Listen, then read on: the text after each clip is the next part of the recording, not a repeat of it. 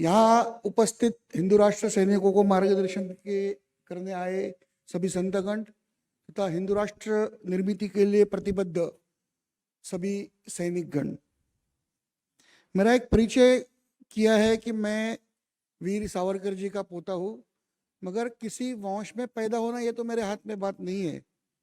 मगर वीर सावरकर के परिवार में कौन हो सकता है, इसकी एक वीर सावरकर द्वारा एक परिभाषा है कि जो कोई आदमी, मैं भक्त नहीं कहता हूं, मैं कहता हूं जो अनुयायी है, जो किसी महापुरुष का अनुयायी बने तो वो उस महापुरुष के कुल का बन जाता है। अगर आप वीर सावरकर के विचारों का अनुकरण करें जितना हो सके आपकी क्षमता अनुसार, तो मुझे लगता है कि आप सभी वीर सावरकर के कुल के हो। और आज हिंदू राष्ट्र का हमें रक्षण करना है तो हमें सभी को वीर सावरकर कुल में ही जाना पड़ेगा। इस साल वीर सावरकर ने जो किताब लिखी थी हिंदुत्व, उसे 100 साल पूरे हुए हैं। हिंदुत्व की संकल्पना नहीं, माफ करें, ताली बजाने की बात नहीं है, ये हिंदू समाज के लिए बहुत दुर्भाग्यशाली बात है कि 100 साल पहले जो विचार वीर सावरकर जी ने दिए थे उस पर हमने अमल नहीं किया, इसलिए 1947 हुआ। 1947 के बाद भी अमल नहीं हुआ, इसलिए आज अब फिर ऐसे परिस्थिति पे आ गए कि 1947 की जो परिस्थिति है वो 2047 में दोहरा जाने का बहुत बड़ा संकट हमारे ऊपर है। तो हमें अगर हिंदू राष्ट्र की कुछ बात कर दी है तो हिंदू राष्ट्र की संकल्पना हमें समझनी पड़ेगी, वीर सावरकर का हिंदुत्व समझना पड़ेगा, उसे अमल में लाना पड़ेगा। 100 साल तक हमने जो नहीं किया वो हमें आज करना पड़ेगा, तो अगले 20-25 साल में हम हमारे देश के लिए कुछ कर पाएंगे और हम बच पाएंगे। वीर सावरकर ने जब हिंदू राष्ट्र का संकल्प करने के बारे में सोचा, उन्होंने किताब लिखा, तो 23 में तो उनकी किताब पूरी हो गई। वो रत्नागिरी कारावास में थे, यही बाजू में हमारे जिला है वो, तो इसी भूमि में उन्होंने ये किताब लिखी थी। और मगर उसकी विचार प्रक्रिया तो पहले से शुरू थी। वीर सावरकर इतिहास के अभ्यास सकते। आज हिंदू हम 80% है, उसके पहले कई जमाने में हम पूरे 100% हिंदू थे। मैं 1790 सन की बात करता हूं। 1790 में मोहम्मद कासिम 5000 घुड़सवार लेके अरबस्तान से 3000 किलोमीटर का अंतर पार करके हमारे राजा दाहिर के ऊपर आक्रमण करने सिंध में पहुंचा। सिर्फ 5000 घुड़सवारों से कोई राज्य जीता नहीं जा सकता। तब उस समय वहां जो बौद्ध जनजातियां थी उनको इन्होंने फुसलाया गया कि वो आप बौद्ध है, दाहिर हिंदू है, आप हमारा साथ दो। हमारे में पहली फूट वही हो गई। उसको जो सैनिक थे, जो जिसको हम लोग लैंड आर्मी कहते हैं, वो वही बौद्ध जनजातियों ने उन्हें दिया और राजा दाहिर का पराभव हो गया। राजा दाहिर को मदद करने के लिए ये तो 3000 किलोमीटर से आए, 250 किलोमीटर में जैसलमेर है, मगर हम राजपूत है, आप सिंधी है, ये प्रांत भेद आ गया। 250 किलोमीटर हमारे हिंदू राजा उसे मदद करने नहीं गए और उसके बाद राजा दाहिर का पराभव हुआ और वहां की जो बौद्ध जनजातियां थी उनका भी धर्मांतरण हुआ। ये अभी बीच में जो अफगानिस्तान में जो मूर्तियां टूटी है भगवान बुद्ध की, वो लोगों ने बनाई थी। तो हमारे में जब जब भी फूट पड़ी तब तब हम परास्त हो गए, क्योंकि हमें शत्रु नहीं, हमारे अपनों ने ही हमें पराभूत किया था। और अपने में पराभूत करने का था प्रांत भेद, भाषा भेद, लिंग भेद या पंथ भेद। तो वीर सावरकर ने यह कहा कि भाई पारंपरिक रीत्या हिंदू कौन होता है। तो उन्हें ये हुआ कि गुरु गोविंद सिंह ने अपने विचित्र नाटक इस ग्रंथ में लिखा है कि पंथ खालसा, हमारा पंथ खालसा है मगर धर्म हिंदू है। तो ये नया सिख धर्म कहां से आ गया? जब गुरु गोविंद सिंह को कहते कि मेरा धर्म हिंदू है, मेरा पंथ खालसा है, तो ये जो है हमारे जो विरोधी लोग हैं ये हमें फूट डालने के लिए ये सब बात करते रहते हैं। क्योंकि हमारा जो एक प्रमुख पंथ है, प्रमुख उपासना पंथ है, वो है सनातन वैदिक धर्म। तो ब्रिटिशों ने उसे सबसे पहले ब्रिटिशों ने इसे काम किया। इस सनातन वैदिक धर्म को उन्होंने कहा ये हिंदू धर्म है। उन्होंने सिखों को कहा आप हिंदू नहीं हो, और इसका फायदा उन्होंने 1857 की लड़ाई में सिखों को बहला दिया। 1857 की लड़ाई में अगर सिख ब्रिटिशों का साथ नहीं देते तो हम तभी स्वतंत्र होते थे। मगर ये जो आपसी मतभेद है उसमें उन्होंने इतना उनको उलझा दिया कि सिख ये भूल गए कि 1840 में महाराजा रणजीत सिंह का साम्राज्य ब्रिटिशों ने बर्खास्त किया और केवल उसके 17 साल बाद वो ब्रिटिशों के पीछे खड़े हो गए, क्योंकि हमें एक फूट डाली गई थी, आप हिंदू नहीं है, आप बहुसंख्य हिंदू नहीं है, वो आपके विरुद्ध है, हम आपका भला करेंगे, हम आपको आरक्षण देंगे। और आज यहाँ तक कि लिंगायत समाज तक आज हर समाज बोलता है हम हिंदू नहीं है। तो हिंदू कौन है, इसकी अगर व्याख्या करें तो सावरकर जी ने इसकी बहुत बड़ी व्याख्या अच्छी की है। उन्होंने कहा है कि हिंदू एक धर्म नहीं है, हिंदू एक धर्म समुदाय है। इसमें अनेक पूजा विधि है, जैसे हर पंथ के अनेक अनेक पूजा विधि अलग अलग होते हैं, तो पूजा पद्धति अलग हो सकती है। तो हमें कॉमन क्या है, हमें समानता क्या है, तो हमारा राष्ट्र समान है, हमारी संस्कृति समान है, हमारी जीवन पद्धति समान है, और इसी का नाम है हिंदुत्व। और इस हिंदुत्व में सावरकर जी की जो व्याख्या है, आ सिंधु सिंधु पर्यंता यस्य भारत भूमि का पितृभू पुण्यभूश्चैव सवै हिंदू इति स्मृता, मतलब सिंधु को, सागर को भी संस्कृत में सिंधु कहते हैं और सिंधु नदी को भी सिंधु कहते हैं। तो सिंधु नदी से लेकर सिंधु सागर तक जो भूमि है, उस भूमि जिसकी किसकी पितृभूमि है, मतलब हमारे पुरखे इस भूमि के हैं, और जिस किसी को पुण्य भूमि है, जो कोई धर्म पंथ भारत में पैदा हुए हैं, उन सब का नाम है हिंदू। अगर ये सावरकर जी की व्याख्या हम 23 में भी सुन लेते तो 47 तक हम इकट्ठा होते, मगर नहीं हुआ। बुद्ध अलग लड़ रहे, सिख अलग लड़ रहे, तब हर जाति हर अपने को अलग बांध रहे थे। जैसे एक विवेकानंद संप्रदाय, उन्होंने कहा कि हम भी अलग है। अभी ये तो होड़ लग गई, हम अलग है अलग है। अरे जब हम कट रहे, हम मर रहे, हमें इकट्ठा रहना है, तो केवल हम अगर हिंदू बन के इकट्ठा रहे तो ही हम जी सकते हैं। क्योंकि आज भी हम 80% है, आज भी 80% है, मगर जब हम विभाजित है, हम जाति पाति प्रांत भाषा में विभाजित है, हमारा कोई भी टपका 2 या 3% से ऊपर नहीं है। और 2 या 3% अगर हो तो 20% वाले जो होते हैं ना, वो हम पे राज ही करेंगे। आज वही हो रहा है। ये आज जो बोलने की जरूरत है कि आज मुसलमान हम पे अत्याचार कर रहे, अन्याय कर रहे, ये दोष हमारा है, क्योंकि हम इकट्ठा नहीं है। और हम अगर इकट्ठा नहीं है तो उस दोष को अगर दूर करना है तो वीर सावरकर की राजनीति का अनुकरण करना होगा। अब एक सवाल उठता है कि वीर सावरकर ने हिंदुत्व ग्रंथ क्यों लिखा। ठीक है, ऐतिहासिक परंपरा की ऐसी क्या पड़ी कि 1923 में उन्हें आवश्यकता है कि अभी अभी के भी मैं लिखूं। तो ऐसी एक घटना हुई 1921 में, भारत में पहले बार मुसलमानों ने ऐसा एक राष्ट्रीय आंदोलन किया, पूरा राष्ट्रव्यापी आंदोलन किया, जिसका भारत से कोई संबंध नहीं था। ब्रिटिशों ने और तुर्कस्तान की जनता ने वहां का राजा खलीफा को हटा दिया और केमाल पाशा वहां राष्ट्रपति बन गया तुर्कस्तान का। खलीफा, ये आप सब जानते हैं कि मुसलमानों का एक धर्मगुरु है, सभी मुसलमानों का नहीं, शियापंथियों का नहीं है, वो सुन्नी लोगों का धर्मगुरु है। मगर इतना होने के बाद भी उसके खलीफा को किसने हटाया? तुर्कस्तानी मुसलमानों ने। अरबस्तान से लेके ईरान से लेके और सभी पर्शिया, कोई मुसलमान देश ने इसका विरोध नहीं किया। इसका विरोध हुआ सिर्फ भारत में। अली बंधु जो थे, मोहम्मद अली और शौकत अली, मोहम्मद अली जिन्ना नहीं, ये मोहम्मद अली अलग है। मोहम्मद अली और शौकत अली ये बंधु मुस्लिम लीग के नेता थे। शौकत अली ने लंदन में जाके पहले ये डिमांड की कि आप खिलाफत को प्रस्तावित करो, और महात्मा गांधी तब तो बस मौका देख रहे थे, क्योंकि उनकी चाहत थी कि मुसलमान मुझे सपोर्ट करे, मुसलमान मेरे पीछे आए। तो उन्होंने बस वो मौका देखा और उन्होंने इस खिलाफत आंदोलन को सपोर्ट दे दिया, जिस आंदोलन का हमारे देश से कोई भी ताल्लुक नहीं था। ऐसा आंदोलन जिसने मुसलमानों में एक प्रेरणा जगा दी कि हम एक ग्लोबल नेशन है, क्योंकि खिलाफत इज ए ग्लोबल कंसेप्ट। मुसलमानों में राष्ट्रवाद नहीं है। अगर कोई मुसलमान कहता है मैं राष्ट्रवादी हूं, तो वो एक तो झूठ बोल रहा है, और अगर वो सच बोल रहा है तो मुसलमान ही उसे निकाल देंगे, क्योंकि कुरान के अनुसार राष्ट्रवाद इस्लाम को मान्य नहीं है। इस्लाम ये खुद ग्लोबल नेशनलिज्म है।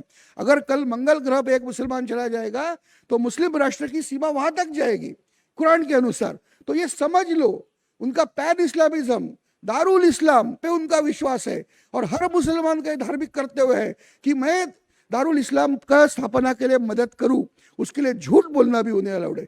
इसलिए मैं कहता हूं कि अगर कोई मुसलमान कहे मैं राष्ट्रवादी हूं, एक वो झूठ बोल रहा है, अगर वो प्रामाणिक है तो उसे मुस्लिम पंथ से निष्कासित किया जाएगा। तो ये बात आप ध्यान में रखो, और ये बात इतनी गंभीर है, आज 20% होके भी हर जगह आप सुनाई दे रहे, तो इसीलिए आपको संगठित होना पड़ेगा वीर सावरकर के हिसाब से।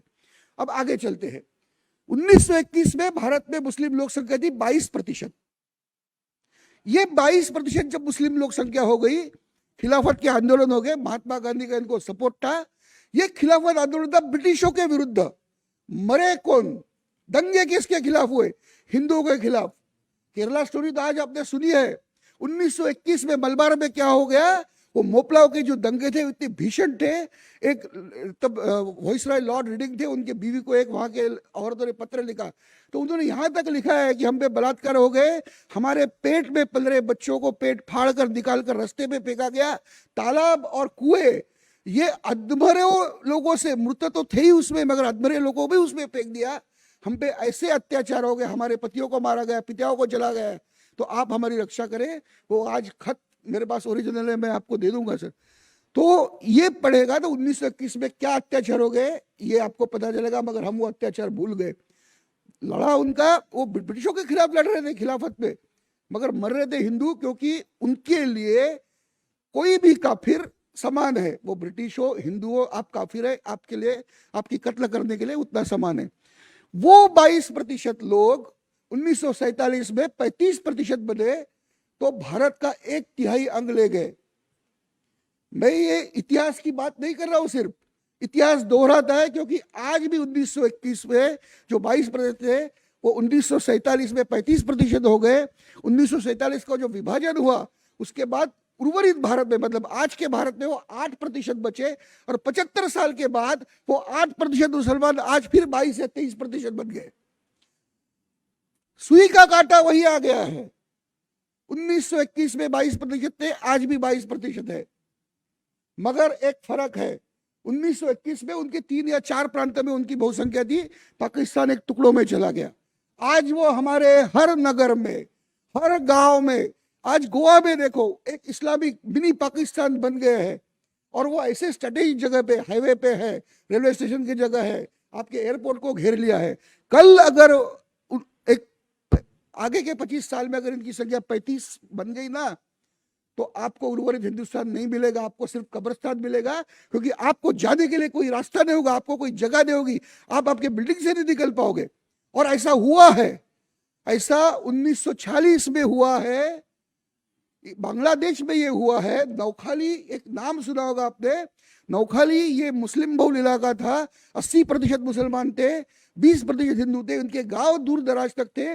रोज प्रोग्राम होता था, 2-3 महीने दंगल शुरू थी, रोज 3 महीने, हर रोज मुसलमान समुदाय निकलता था, ट्रक से निकलते थे, लाउड स्पीकर निकालते थे, बैंड लगता था, आगे जाके वो एक एक गांव लुटते थे, बिल्कुल सिस्टमैटिक, एक गांव को घेर लो, उससे मर्द है उनको काटो, औरतों पे बलात्कार करो, और उनके पब्लिकली निकाह लगते थे। वो मौलवी उधर मॉब में, इधर बलात्कार शुरू, इनके निकाह लगा रहा है, उनके धर्मांतरण हो रहे थे।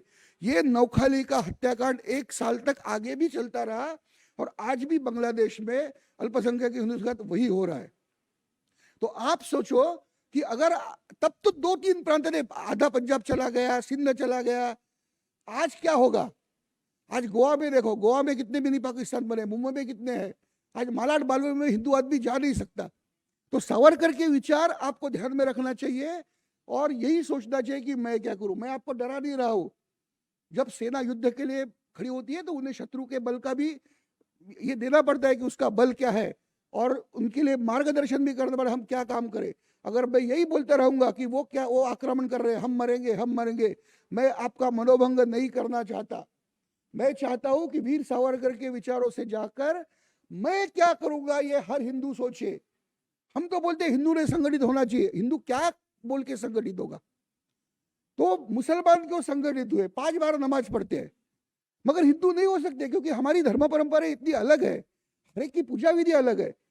तो मैं कहता हूं कि मैं राष्ट्र के लिए कुछ करूं, ऐसी एक मैं आपसे सबसे विनती करता हूं कि मैं राष्ट्र के लिए कुछ एक 10-15 चीजें आप करो। वो आदमी हर रोज, मैं हिंदू हूं, हिंदू राष्ट्र के लिए, भले मैं निरीश्वरवादी भी हूं, फिर भी मुझे आप देना चाहिए कि मैं वो एक कृत्य रोज करूंगा। आप एक कृत्य रोज करोगे तो मुसलमान नमाज पढ़ता है, कट्टर मुसलमान बन जाता है, जिस दिन आज्ञा होती है वो लड़ने के लिए आ जाता है।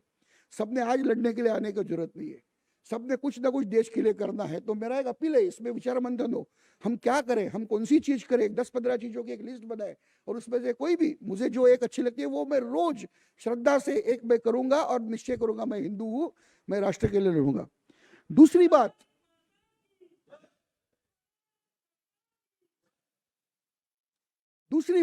व्यक्तिगत हम क्या कर सकते हैं? तो आपने कहा राजनीति में अराजकता आ रही है, बहुत बड़ी बात है। तो हम तो ये प्रचार कर सकते हैं कि हम उसी को मत दे। अभी 19-20 तो होता है कि हर पार्टी सभी नहीं करती है, मगर जो पार्टी, जो उम्मीदवार हिंदू हित की सबसे ज्यादा बात करेगा उसे हम मतदान करेंगे। उसका शॉर्ट में फॉर्मूला है, जो हिंदू हित की बात करेगा वही देश पे राज करेगा। मगर ये सिर्फ 5 साल में, कर्नाटक में हमने मौका गवा दिया। कर्नाटक का राज्य सरकार हमारे हाथ से चला गया। जैसे कांग्रेस की गवर्नमेंट आ गई, कल की बात है, कल उन्होंने दोपहर को निर्णय लिया कि वहां के इतिहास के पुस्तकों से वीर सावरकर जी के ऊपर का चैप्टर निकाल दिया। ये हमने किया, टीपू सुल्तान आ गया, फिर से आ गया। तो कर्नाटक का मौका तो हमने गवा दिया है, 2024 का गवाना नहीं है, इसके लिए काम करना है। मगर जैसा मैंने कहा, ये तो 5 साल, तो मैं रोज क्या काम करूं? तो सबसे बड़ी जो आज युद्ध नीति है वो पुराने जमाने की युद्ध नीति नहीं रही कि मैं तलवार लेके रास्ते पे निकलूं। आज मुसलमान तलवार लेके आ गए, बंदूकें लेके आ गए, तो हमारी आर्मी है, हमारी पुलिस है, उन्हें निपटा लेगी। हमें सिर्फ शासन अच्छा वहां लाना है कि जो हमारी रक्षा करे। हम आज की सबसे बड़ी नीति जो होती है वो है आर्थिक युद्ध नीति और मीडिया वॉरफेयर। मीडिया के इसमें एक कई मुसलमान मारा जाता है तो उसके बारे में मॉब लिंचिंग, अरे हजारों हिंदू मारे जाते हैं, उसके बारे में कोई बोलता नहीं। हमने उस इसमें इंफॉर्मेशन वॉरफेयर में हमने काम करना है। और इकोनॉमिक वॉरफेयर का महत्व मैं आपको कहना चाहता हूं कि 1947 में 35% मुसलमान होने पर उन्होंने हमारा 1/3 भाग छीन लिया। तब मुसलमान ये गरीब थे, अरबस्तान में तेल नहीं था। 1950 में सऊदी अरेबिया ने पहली बार नेशनलाइजेशन का बिल लाकर 50% profit will be given to that government, ये कायदा किया। और 50 के बाद ये अरब कंट्रीज, गल्फ कंट्रीज को पैसा आने लगा। ये पैसा कहाँ जा रहा है? इन्वेस्टमेंट तो उनके लिए हराम है, ब्याज लेना हराम है। इस्लामिक बैंकिंग का कंसेप्ट आ गया और इसके पहले एक हलाल का कंसेप्ट आ गया। हलाल मतलब एज पर शरिया जो है, वो सिर्फ मीट मटन की बात नहीं है। मीट मटन का भी बहुत बड़ा व्यवसाय है। और मेरी सब संतों से विनती है कि हमारा कोई भी धर्मपंथ हो, हमारे संत कहते हैं कि मटन मत खाओ। मेरी आपसे विनती है, आप आपके, मगर हिंदू सबसे ज्यादा बड़ा कंज्यूमर मटन का हिंदू है। आज गोट फार्म, पोल्ट्री फार्म ये हिंदुओं के हैं। ये बिचौले होते हैं काटने वाले, वो बोलते हैं हम हलाल तरीके से ही काटेंगे और बेचेंगे। वो ऑलमोस्ट 70% प्रॉफिट ले रहे हैं उसमें से, वो हमारा पैसा उनके पास जा रहा है। तो मेरी आपसे विनती है कि आपको भक्तों को कहिए कि अगर खाना ही है तो झटका मटन ही खाओ, क्योंकि वो बहुत बड़ी इकोनॉमी है और इकोनॉमिक वॉरफेयर का वो भाग है। दूसरा जो होता है, ये हलाल जब होता है ना तो ऑटोमेटिक हो गया कि अरे शरिया को ये क्या हमारी कंपनी कर रही है, हमारी ही कंपनी ये सब कर रही है। और आगे का भाग हो गया कि हलाल शेयर्स तक आ गया है। फलाने कंपनी के शेयर्स हलाल है या नहीं, क्योंकि इस्लाम धर्म कहता है कि जो ब्याज लेता है, जो एंटी शरिया के हिसाब से नहीं है, वो कंपनी में इन्वेस्ट ना करे। आज भारत की 60% कैपेक्स में, भारत का जो मार्केट कैपिटल है, मोर देन 60% ये शरिया कॉम्प्लायंस है। ये हमारे कंपनियों ने, आप जाके देखो टाटा म्यूचुअल फंड्स की वेबसाइट पे हलाल इन्वेस्टमेंट के बारे में लिखा है, आप ढूंढो तो मिलेगा। आपको टाटा नहीं बोलेगा, वो मुसलमानों को कह रहा है कि वी आर कंप्लायंस और हमारे पास। तो नुकसान क्या है उसमें? नुकसान उसमें यह है कि हमारा 60% मार्केट कैपेक्स, हमारी 1200 से ज्यादा कंपनी आज मुसलमान फाइनेंस पे टिकी हुई, सिर्फ 2 या 3% शेयर एक दिन में बेचने को आओ, कंपनी डूबती है। अडानी के साथ क्या हो गया वो आपने देखा है। अडानी को एक दिन में, और वो भी वही लोग है, लेफ्टिस्ट है, इस्लामिस्ट है, वही लॉबी अडानी के आगे गई, एक बड़ी कंपनी को उन्होंने घुटने पे लाया। कल ये, और ये हो सकता है मैं मेरे 5% बर्बाद करूं, आपको मैं पूरा बर्बाद कर दूंगा। ये इकोनॉमिकल वॉरफेयर है, इसी के लिए लड़ना है, इसी के लिए हम लड़ सकते हैं। हमारे मंदिरों में पैसा कम भी है, मगर हमारी सरकार हमें उसको मार्केट में इन्वेस्ट नहीं कर देती है। हमें यह भी मुहिम करना चाहिए कि हम इस्लाम से ट्रेड नहीं करेंगे, हिंदू टू हिंदू ट्रेड होगा। और इसके लिए भी हमें सब संगठन होगा, आप सब संगठन है, हमें आदमी प्रोवाइड करने पड़ेंगे। अगर मुझे एसी मैकेनिक चाहिए तो हमें उस फील्ड में भी काम करना है कि हर व्यवसाय में हिंदू आदमी हो, इसकी भी हमें प्रोविजन करनी पड़ेगी। और हमारे मंदिरों का पैसा व्यवसाय में हो। जो भी नॉन शरिया बिजनेस है, जिसे वो कहेंगे कि ये हराम बिजनेस है, उस बिजनेस में हमारा पैसा जाना चाहिए, हमने उस बिजनेस को बचाना चाहिए। ये भी बहुत बड़ी मुहिम है, ये हर आदमी के हाथ में है। मैं सिर्फ हिंदुओं से खरीदी करूंगा, यहां से शुरू करूं। मेरी माताओं से विनती है, अपने बच्चों को, और ये मेरा अधिकार है, क्योंकि हिंदू कोई एक विशिष्ट उपासना पद्धति नहीं है। हिंदू ये राष्ट्रीयत्व है। भारत में हम राष्ट्रीयत्व है। हमारे राष्ट्रीयत्व की, हमारी संस्कृति की रक्षा करना हमारा काम है। वो थूकते या फूकते मुझे मतलब नहीं है, मगर किसी दूसरे भगवान के लिए चढ़ाया गया प्रसाद या चीजें मेरा धर्म भ्रष्ट करिए, उस पर बहिष्कार करने का मेरा अधिकार है। तो मुझे लगता है कि हमें क्या करना चाहिए इस विषय पे 7 दिन पे ज्यादा चर्चा हो, क्योंकि हम सब संगठन है, इसके मुझ में प्रॉब्लम्स क्या है। जैसा मैंने कहा कि हिंदू टू हिंदू ट्रेड में मुझे आदमी नहीं मिलते, मुझे बहुत ऐसी जो प्रॉब्लम्स है, इस पे विचार हो। और एक कॉमन मिनिमम प्रोग्राम, ये बड़ा आजकल का शब्द है, हमने हिंदू के लिए कॉमन मिनिमम प्रोग्राम बनाना चाहिए कि भाई तू हिंदू है, ये चीजें तूने करना है, ये चीजें नहीं करना है, क्योंकि कट्टरता उसी से शुरू होती है। और आज मैं मुंबई में देखता हूँ कि सावरकर स्मारक में भी कोई एक मुसलमान आते तो मुझे पूछता है मैं नमाज कहाँ पढ़ूँ, अकेला होता है, उसे डर नहीं लगता, वो बोलता है नहीं नहीं मेरी नमाज का समय हो गया।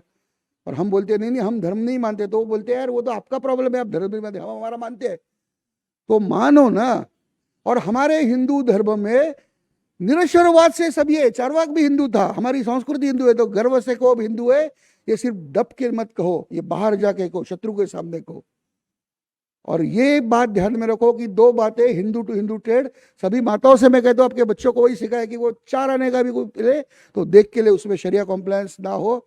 और आप इन्वेस्टमेंट करोगे तो टाटा म्यूचुअल फंड सर की, टाटा का नाम अभी अच्छा नहीं रहा पुराने जमाने जैसा। टाटा म्यूचुअल फंड की वेबसाइट पे जाके देखो, शरिया कॉम्प्लायंस कंपनी हम कैसे है, हमारे में इन्वेस्टमेंट कैसा है, हलाल इन्वेस्टमेंट कैसा है, ये बात कर रहे हैं। तो वो बात, और दूसरी बात, जो हिंदू हित की बात करेगा वही देश पे राज करेगा। बोलो एक साथ मेरे साथ, जो हिंदू हित की बात करेगा, जो हिंदू हित की बात करेगा, वंदे वंदे